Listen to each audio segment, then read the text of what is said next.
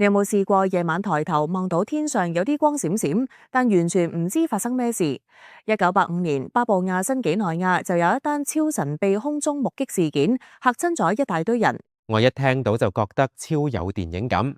好啦，我哋今日就會講下當年呢單 UFO 傳聞點解會爆得咁大，背後又有冇軍事操作？今集你會聽到：第一，當年發生咗咩事；第二，情報部門點樣回應；第三，背後嘅謎團；最後會分享我哋點樣睇類似現象。仲有我哋會簡單拆解下美國同其他國家點處理咁神秘嘅空域事件，你千祈唔好錯過。話說1985年1月24號，巴布亞新幾內亞有村民報警，話夜晚見到啲高空高速飛行物，仲有閃光、巨響同飛機煙軌，嚇到全村人驚晒。其實最搞笑係，連省長都忍唔住要開公開會議安撫民心。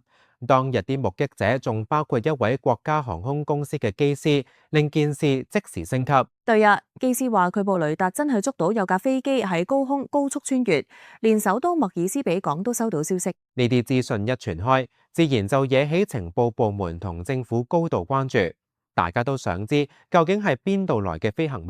巴布亞新幾內亞國家情報組織即刻問美國駐當地大使館，究竟有冇任何美軍 B-52轟炸機或者其他軍機飛過？而美國大使館都好坦白，佢哋根據記錄同即時查詢，話當晚根本冇美軍機飛經。咁大家就即刻諗，咁會唔會係其他國家？情報組織話有啲報告可信過其他，特別係嗰位民航機師嘅雷達記錄，但來源都好零碎，方向都唔一致。最神秘係有人話見到6至8架飛機一齊向北飛，但又有人講只得一架向南，簡直好似一個大型謎語。講到呢度，唔少村民開始用外星人嚟解釋，因為咁多飛機同閃光，無合理解釋就自然諗去離奇方向。我明白咁多版本流傳，政府又未能即時解答，民間傳言自然越講越誇張。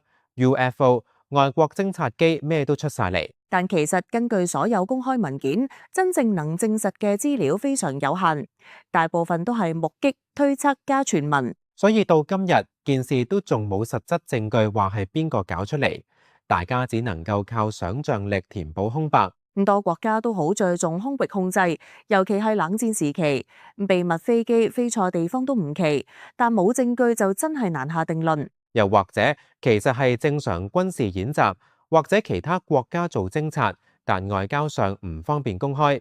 依家類似情況其實都唔少見，所以每次有神秘飛行物，大家都會諗會唔會係政治角力下嘅產物？人民與政府都夾在懸疑同無力感之間。不過最緊要都係保持冷靜，因為好多時目擊同傳言會放大咗事件本身。我哋應該理性分析，等資料多啲先下判斷。今日傾咗咁多，第一大重點，神秘空中現象往往好難即時解釋。第二，多方資訊互相矛盾，部分甚至來自可信來源。第三，事件往往會引起社會不安同各種揣測。